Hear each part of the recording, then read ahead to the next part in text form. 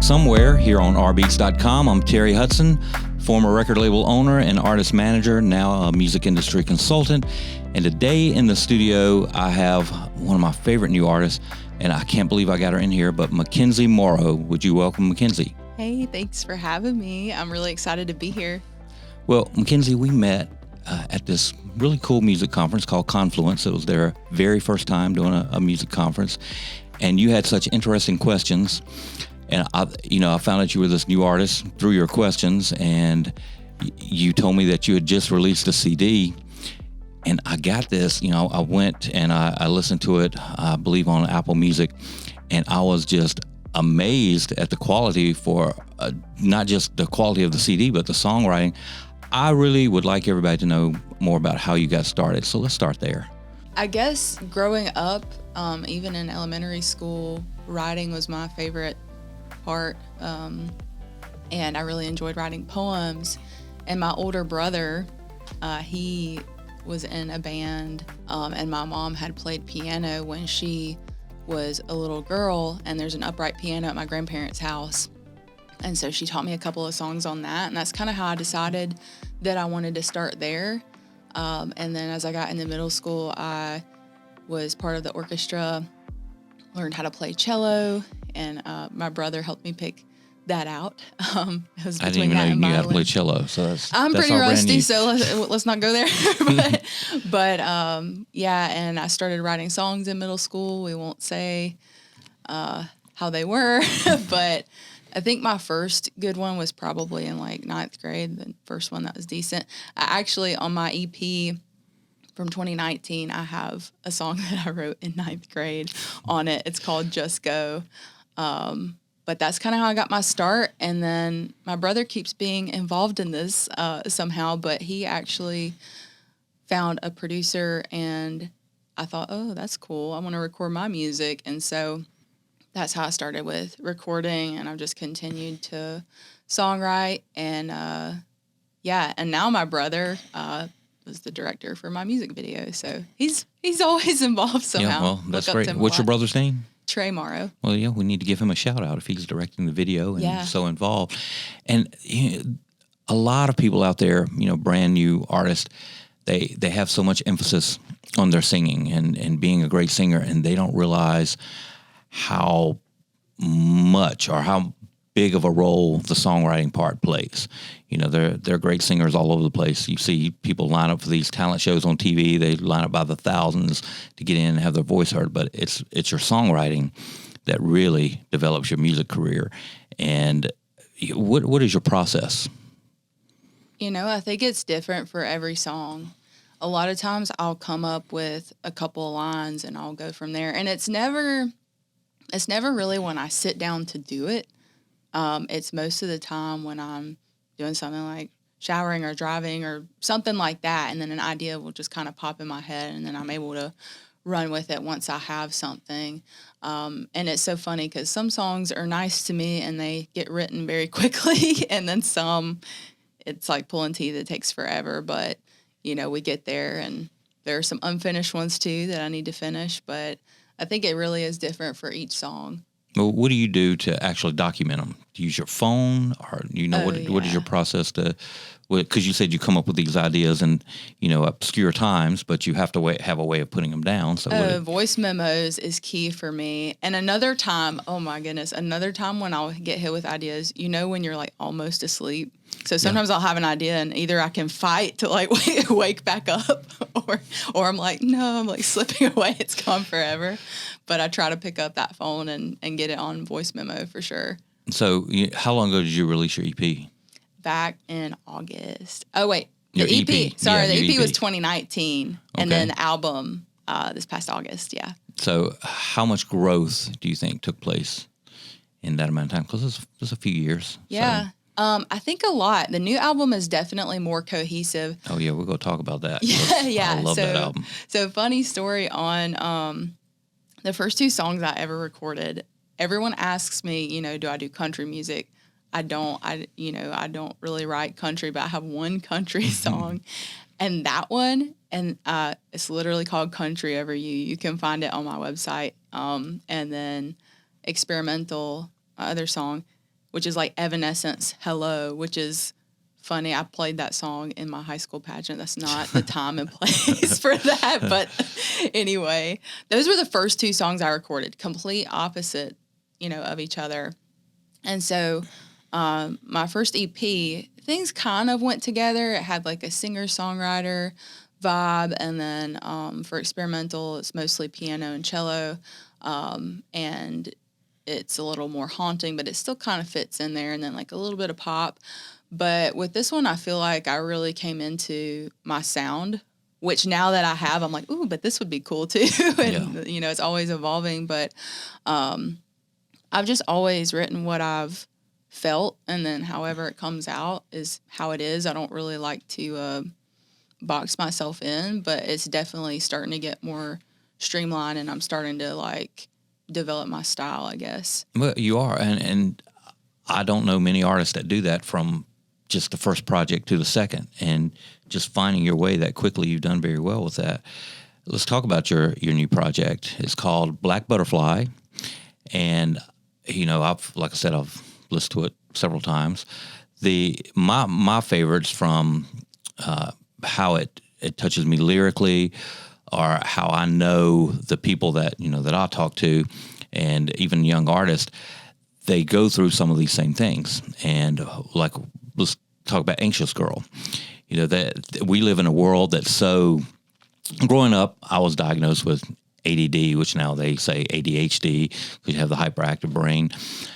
But when you're in this world of information overload, it seems like everybody has that now, because you have the newscast that come on, and you don't even have to wait for the newscast now because you got it on your phone the minute it happens. And by the time you watch television news, it's like sometimes a day or 2 old, even because of how it's been on the internet. And even when you were watching those, they got the ticker tapes at the bottom that tell every story that they're going to talk about pretty much through that. And it's just information overload, and that heightens, that anxious feeling. But you talk about how, and I'll let you explain more about this, but how that, hey, you've been through this before and you got through it. That's what, one of the messages of that song. And so you're going to get through this too. So tell us more about that. I've struggled with anxiety all my life since I can remember, even as a toddler. And like looking back on it, I mean, I didn't know what it was at the time. I was small, but it kind of all makes sense now. But there have just been a lot of times where I've thought, oh, like, how am I going to get through this or whatever? But that is more of a faith-based song. So, and it can be tough because as a Christian, it's hard sometimes to express that you're dealing with something like that, because sometimes it can be like, oh, well, you're anxious because you're not trusting God enough, or like you're not praying hard enough, or, this or that. But sometimes it really is a physical thing. Like, I had a brain map done and this lady pointed out the things on the image, and I was like, oh my gosh, she didn't know me and she told me what it meant. I'm like, you're right. This is, or the tendencies I have or whatever. It's probably something that I'll most likely struggle with the rest of my life unless he decides to take that away. But it's trusting him in that process, and just realizing like all the things that, I've been worried about in the past. A lot of them I don't even remember, or I look back and I'm like, why was I even worried? A lot of them you don't even remember. Yeah. I went through anxiety several years ago, and it was hard to be in the moment because you were so worried what was coming up, Yeah, don't even get me started. Right, but you do that, and when you have the information overload, it's like it heightens it, so much, and so you can actually, when you're listening to that song, you're like listing the things that. Can you just give us a couple lyrics from maybe the first verse? Yeah. So the chorus is, anxious girl, call on me, reach out your hand, I'll set you free, I'm still here for you. And that's supposed to be God, talking, letting us know he's still there. But there's a lot of like realness in it too. A lot of times people think they're not supposed to like tell God how they feel, but like we're allowed to feel things. And so it just talks about the reality of it too, of on the first verse, life is nothing more than a never-ending checklist, finding all the ways to make myself anxious. And I even asked God, why did he make me an anxious person? Why did he make you that way? Yeah. Yeah, and things like that. And it's okay to ask those questions, but, you know, we might not get answers until the other side, you know? Yeah, and you know what was unique and great about that song to me, in addition to the lyrics, is one of the songwriting formulas that you always hear, you know, to make a hit, for instance, is on your verses you have tension. Mm-hmm. You know, sometimes in your bridge you have tension, tension, and on your chorus you have release. Mm-hmm. And that's literally what you have there, because you're talking about the things that make you tense. And then in the chorus, you're talking about God giving you the release, and it's like tension, release. That's crazy, because I didn't even follow that. I just thought about how I was feeling, and I was like, I feel this way, but this is the truth. Like, you know. Truth is a great word to describe the lyrics that you write, and just on that one subject, when the first song I listened to, I think, was Pretty Unstable. That's one of my favorites. Yeah, it's catchy groove, of course, very catchy groove, but again, the lyrics, and I could tell from, you know, me talking to you about your story, that was kind of a reflection. But what does that song mean to you? I feel like that's one of the realest things I've written. And going back to like my background growing up in church and everything, I was so scared. All my music has been clean. I would still consider it so, but like I said the S word like in that song, and I was like, oh my gosh, you know, what's gonna happen? Like worrying so much about what others think. And, like in the church. But I talked to my producer about it, and you know, he's a believer too, and he was like, I think it's okay. And I'm like, you're right. It's such a weird way to think. You know, I'm a churchgoer too. I'm a Christian, but and I started in the Christian music scene, but your album is not Christian music at all. Mm-mm. You know, except for that song. Real. Yeah. Well, it's real life stories. It has spiritual meaning behind it. But that's what I've always thought. There was, you know, when I was working even in the Christian music industry, one of the things that I had thought about is like, why do we have separate industries? Why can't you just put songs out, and if the audience finds them, then they find them? And it used to be hard to do that because of radio and the way things were structured. And so now you can say what you want and put it out there and find an audience for it. And I definitely feel like your album finds that audience, because there's so many people that can relate to the lyrics that you have, because there's a variety of lyrics on it. We've talked about two that are similar. I mentioned two of my favorite artists in that song. NF, who is not a Christian artist, but like he is Christian. I love his music. It's so real. I feel like he takes the words right out of my mouth. And also Nothing Nowhere. They both have songs about being a letdown, and that's where that came from. But yeah, as far as the business part, it's the creative part is definitely more fun, but you got to know the business part. And I've taken business coaching and things like that for my fitness business. I'm an online body confidence coach. I help women, and in a way that's balanced and not just, you know, thinking about being smaller, but being healthy overall. And, you know, weightlifting has played such a huge role in my life because it helps me manage my anxiety, and like eating healthy helps that. I can't imagine where I would be if I didn't do any of these outlets like songwriting and weightlifting and just fueling my body. And yeah, some of the business stuff I've done with that has actually translated over to music. And I've been, you know, I've gotten coaching for how to get this album out better, because the last EP, I didn't know what I was doing. Like, I just kind of put it out there, and like a few people heard it and they all liked it, but like most people didn't know that it existed. And this time, like, it's actually gotten some traction. You know, I know these aren't crazy numbers to like Rihanna or somebody, but you know, when you're an artist, you start out with your songs having all these sad little less than 1,000s like on the stream.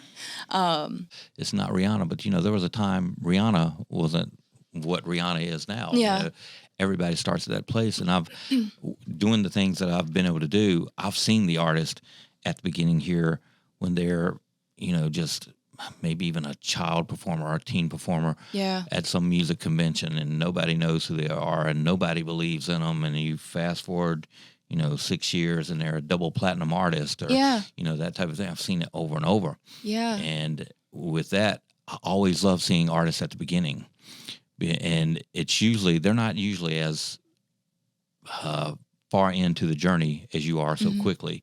Yeah. You've already developed your own look. You've already developed, a style as far as the recording, and you have a story behind everything you do. And when people have you on any kind of program, whether it's a talk show, this is what I used to tell artists, is when you get booked on these shows, and I've had them on many, and it's always the same thing. They have you perform sometimes, but a lot of times it's about your story. Yeah. And that's how it works with radio, and even pulls in listeners. That's why when you watch these talent shows, whether it's a fight or a talent show or whatever's coming up, they always do these interview segments first, and you see the backstory because it pulls them in as a viewer. And having a great story, is part of that. What is the meaning behind the title of your album? Yeah, so I actually was going to name it Self after that song, but Black Butterfly, it's about self-acceptance. And I have a thing for alliteration. Mackenzie Morrow, and then my fitness business is Mackenzie Muscle. So I'm all about that. But it's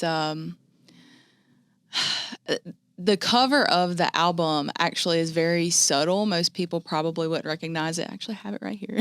But so I decided to do colorful butterflies on one side of my hair, and then do more of black and white moths on the other side. And it's supposed to represent what people see on the outside, because I'm a very bubbly person. Most people would never know that I struggle with anxiety unless I told them, or they're really, really close to me. And so that represents that. And then the moths and the butterflies kind of represent those things on the inside that maybe we don't share, or things like that, which I'm sharing more. I'm used to sharing in my songs, but now I'm kind of opening up and telling people what these songs mean, and every single one are real experiences. And I think that's why it's so relatable for people. That's most of the time what people tell me is, that my music is relatable. A lot of times people have said, you need to write something happier or this or that. And I'm like, well, this is my coping mechanism. And I think God gave that to me to get through things. And so if it helps other people get through something, then that's great. And like you mentioned, our stories, and I know everybody's got a different background and a different story, but most of these things are things that people are going to go through at some point in life. It may look different, but, the song might still resonate with them. Music is the soundtrack of life. That's why they use it in movies. And you can remember something that happened at some time in your life based on that song. That song will come back up, and you're like, oh, that takes me back to when this happened. So in your live performances, which you've been doing lately, what is the most fun part to you in that live performance? Excuse me. Honestly, seeing people show up and just engaging with people, I think that's awesome. And there's starting to be a couple of people who know the words to the song. And that's my dream, just to be in a room of people who are singing the words. I made a new fan this past year. Her name's Melissa, but she has been at pretty much every show. She came to my album release, and her son's a fan too. And he sang with me at one of my shows. He's 10, or maybe he's 11, something like that. But he sang Black Butterfly with me, and when I tell you he knew all the words, he knew them better than I did. And that was so crazy. And there was a show right before my album release. It was the coolest thing ever.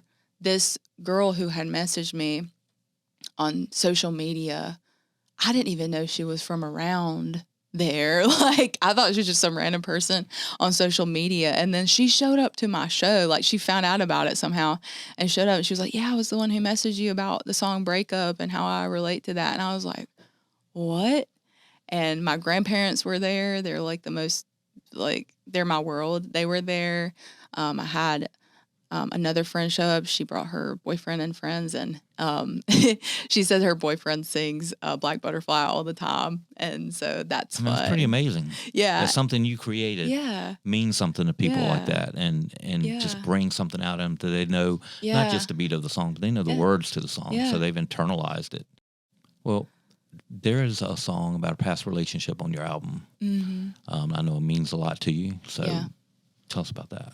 So, used to it, I was actually in an emotionally abusive relationship, which unfortunately is very common. I've found out through that experience for not only women, but men as well. And it's just about how you start to tolerate things and it becomes your normal. You get used to it. And that, at the end of the song is finally the recognition of, I don't want this to be my normal. This is not what I'm going to do.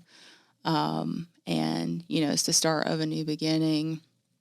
And, that one was actually what, I wrote Self about at first, was like the end of it. 'Cause I was just trying to make it work and everything. And it was about that end of the relationship.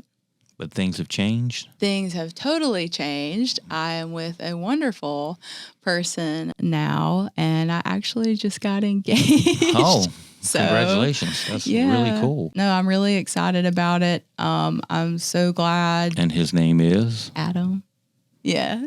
Good job, Adam. Yeah. No, he's great. We were decorating the Christmas tree, and he brought me these ornaments, and I was like, this one does not look normal. Like, I was like, I don't remember that one.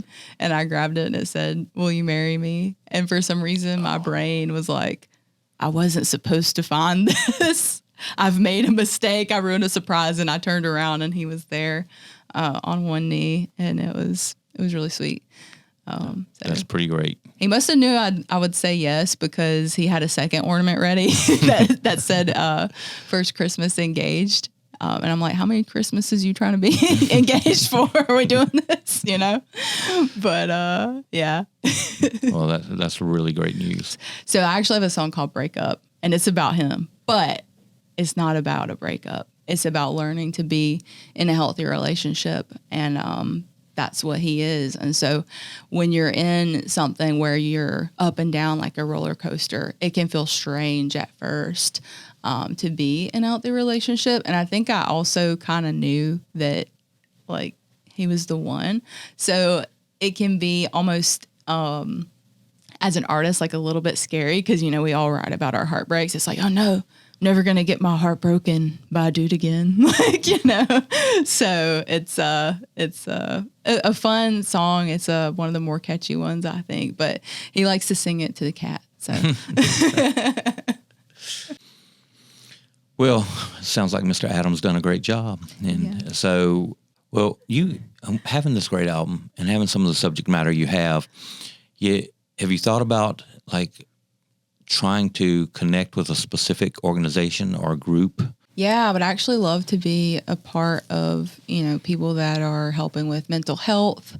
And I would love to, speak to audiences that may need to hear that message and hear it from somebody who deals with it. It's one thing to say, hey, it's going to be fine if you're not, which we all deal with things to some extent, but somebody who understands what anxiety feels like and, depression. I think that that would be awesome. It'd be so cool to connect with people. Yeah, make a great impact, make a difference.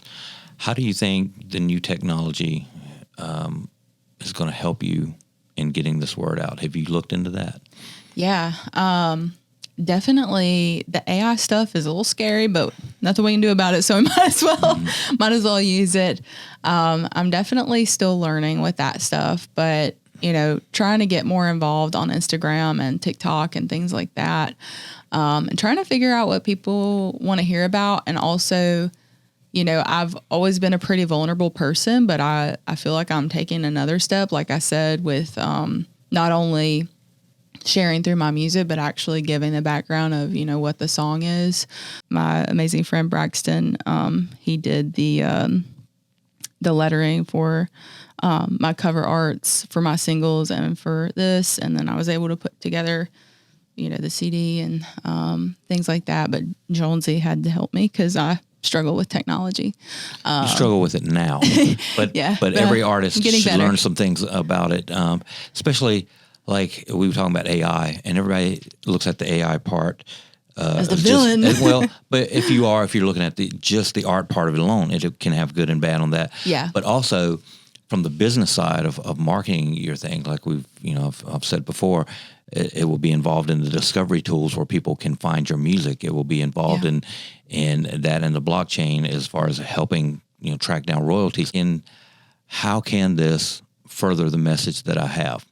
Yeah. And when the people come alongside you, there's always going to be a team. As an artist, as you're growing, you're building a team. Your manager, your booking agent, your business manager, and so forth. Another one is a live performance coach. Artists needing to know that it's not just going in and creating a song list of 15 songs. You have moments that you have to create in order to be memorable to an audience. Otherwise, there's everybody on every block is doing something, and you're just going to fall right in there. And your songs need to look different. Each one needs to look different in your program. So there's a team behind those kind of things, and understanding that. But the biggest thing of all as a new artist, and this includes your brother, is just researching and get really, really amazing at what you do. If he's directing videos and he's already that good, how could you be even more incredible? Yeah, he's the best. TreyMurray.com. Yeah. Hey, it's okay to throw in that plug for sure, because I've watched the videos and I was amazed as a new artist. Yeah, you have something like that already, and it matches the quality of the album, and you've done very well in creating merch. Your merch is. I designed it. Yeah, well, that I didn't know. Yeah, I designed the shirt. Obviously, I didn't take the photos, so the photos were done by Sarah. But the front, Canva is my friend, and then the back, I wanted everybody to have their cute little butterflies. Yeah. Where do you want to go from here? Yeah, I would definitely love to have a team. And I would love to be able to do music more as a full-time thing. I mean, it really is already full-time, but you know what I mean? Yeah. Without having to do a million other things. I think that would be amazing. Put out more projects and just be able to do it without worrying so much about the funding. I think that would be really amazing, and have people connecting to the music, singing songs at shows, getting some things in some movies and all that. Like more collaborations, that has been fun too. So it's a great concept. You'll be proud of me. I know I mentioned being bad at technology, but I just got the final mix and master for a song that I did a collab with this guy named Nico. He's in Belgium. And I recorded the vocals at my house by myself. and that was a process, but I'm getting there. But definitely excited to have more collabs, because you just never know what's going to happen. And you get to work with people that are on the other side of the world. And that's pretty cool. So the world gets smaller with technology for sure. Yeah. But definitely just being more creative, because the first couple of years of my fitness business, I was so focused on that like and the reason I started that was I was actually working for a hockey team. And I had one of my music videos in a film festival. They didn't let me go to the film festival, and it was a horrible, horrible feeling having to work that day. And I was like, I can't let this happen anymore. So I kind of started my own thing, and all my time was on the fitness stuff, and like artist Mackenzie was over in a corner like, hey, you have left me. And so I think that's how this album came about, because suddenly I was like, I can't take this anymore, and just kind of went for it. And I love being artist Mackenzie. Like artist and coach Mackenzie, like they're the same, but they're different. Artist Mackenzie's a little more edgy, a little more emotional. Yes, Coach Mackenzie's like a leader, Well, I love it though. You're doing it well, and thank you so much for being here. Yeah, thank you. I definitely see a future for you Thank in you. music. You're making great moves. I really appreciate the time talking to you. And so thanks everyone for listening. Thank you, Jess, for letting me sit in today. You're listening to Local Music Somewhere here on rBeatz.com. Until next time, bye. Thank you.